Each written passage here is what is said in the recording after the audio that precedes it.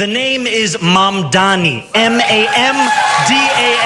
You should learn how to say it. Experience matters, and I think inexperience is dangerous in this case. Mr. Mamdani has had a staff of 5 people. You're now going to run a staff of 300,000. He never says his last name right, by the way. He's never dealt with the city council. He's never dealt with the Congress. He's never dealt with the state legislature. He's never negotiated with the union. He's never built anything. Mr. Mamdani.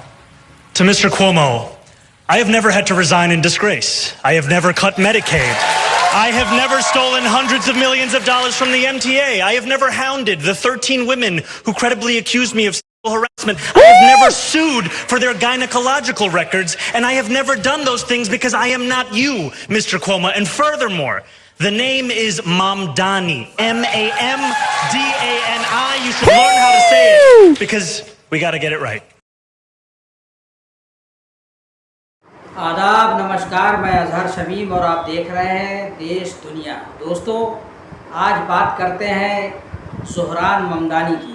Zohran Mamdani 33 वर्षीय Democrat candidate हैं जो New York city NYC के नए mayor होने जा रहे हैं। उन्होंने अपना प्राइमरी चुनाव जीत लिया है। 40%, 50% से भी ऊपर मत इनको प्राप्त हुए हैं और ये भारत के गुजरात से संबंध रखते हैं। इनके पिता महमूद ममदानी गुजराती मुसलमान हैं जो युगांडा चले गए थे और वहाँ से पढ़ाई पूरी करने के बाद ये अमेरिका चले गए और अमेरिका की एक यूनिवर्सिटी में प्रोफेसर हैं, पॉलिटिकल साइंस पढ़ाते हैं, पॉलिटिकल थिंकर हैं, मशहूर शख्सियत हैं।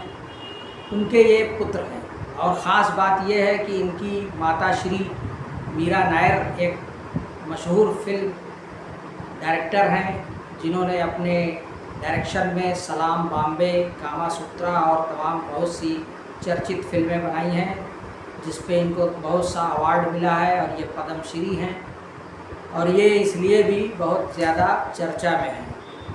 तो दोस्तों, ज़ोहरान ममदानी का मामला ये है कि ये जो चुनाव प्रचार इन्होंने किया है और ये जो इनकी स्टाइल है वो बहुत कुछ शाहरुख खान को कॉपी करते हैं। ये शाहरुख खान की तरीके से ये अपना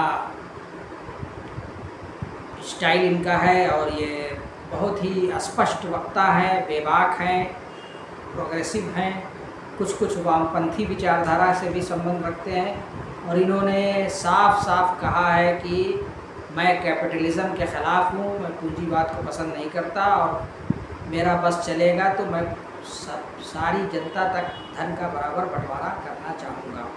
तो इन्होंने न्यूयॉर्क के लोगों से बहुत सारे वायदे भी किए हैं और उनको पूरा करने का भी भरोसा जताया है। तो आजकल इनकी लोकप्रियता आसमान छू रही है और ये काफ़ी चर्चित है। इनके पूरे संभावना है कि ये अगले मेयर होने जा रहे हैं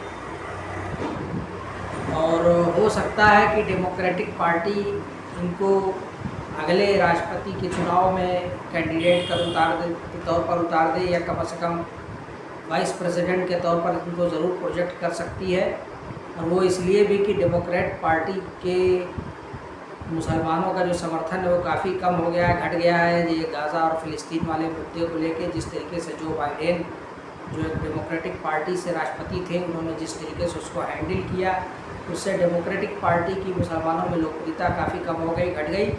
तो अब उनको ये एक नया चर्चित चेहरा मिल गया है, एक स्मार्ट चेहरा मिल गया है, तो डेमोक्रेटिक पार्टी इसका लाभ उठाना चाहेगी। अगर ये न्यूयॉर्क के मेयर हो गए और इन्होंने अच्छा परफॉर्मेंस दिया तो अगले राष्ट्रपति या उपराष्ट्रपति के लिए ये डेमोक्रेटिक पार्टी का चेहरा होंगे।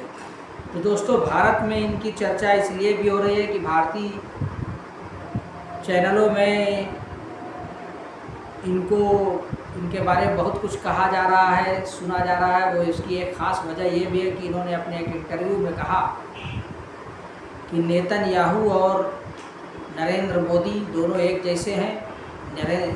नेतन्याहू वार क्रिमिनल है और नरेंद्र मोदी गुजरात 2002 दंगे के अपराधी हैं। उन्होंने साफ कहा कि नेतन्याहू अगर न्यूयॉर्क आता है और मैं मेयर रहा तो मैं उसकी गिरफ्तारी करा दूंगा, इसलिए कि उसके खिलाफ़ तो पहले से ही इंटरनेशनल कोर्ट में वार क्राइम का मुकदमा दर्ज है।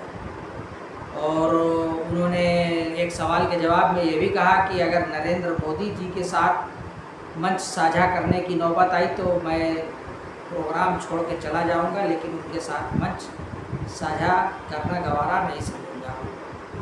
तो उनकी इस तरीके की जो बातें और ये जो स्टेटमेंट सामने आया है, इससे भारतीय गोदी मीडिया काफ़ी तकलीफ़ में है, उसको बहुत दिक्कत हो रही है, वो काफ़ी परेशान है। और वो अब ये साबित करने में लग गया है कि ज़ोहरान ममदानी हिंदू विरोधी है, भारत विरोधी है, हिंदुत्व का विरोधी है। और ज़ोहरान ममदानी के बारे में ये निगेटिव प्रचार यहाँ शुरू हो गया, जिसमें आज तक की अंजना ओम कश्यप तो बहुत ज़ोर शोर से अपने कार्यक्रम डीएनए में उनके बारे में बहुत कुछ कहती देखी और सुनी जा सकती है। तो दोस्तों, क्या वाकई ज़ोहरान ममदानी हिंदू विरोधी हैं, इंडिया विरोधी है, भारत विरोधी है? एक भारतीय होने के नाते और एक भारत के एनआरआई होने के नाते भी क्या वो वाकई भारत का विरोध कर सकते हैं, या वो भारत से मोहब्बत नहीं रखते? आपके क्या विचार है, आपकी क्या राय है? आप भी इस चैनल पर अपने कमेंट्स को ज़रूर रखें और ये बताएं कि क्या वाकई ज़ोहरान ममदानी हिंदू फोबिया का शिकार है, भारत विरोधी हैं, भारतीयों को पसंद नहीं करते हैं। शुक्रिया।